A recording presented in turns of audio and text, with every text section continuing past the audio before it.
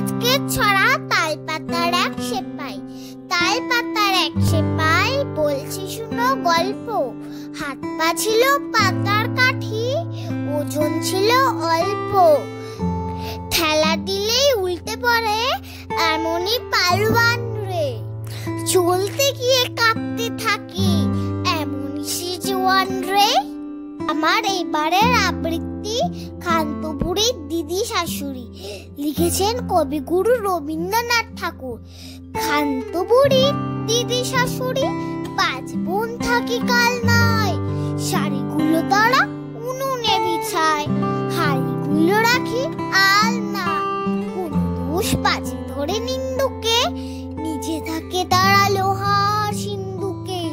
টাকা খড়িগুলো হাওয়া খাবে বলে রেখে দেয় খোলা জাল নাই। ধন্যবাদ।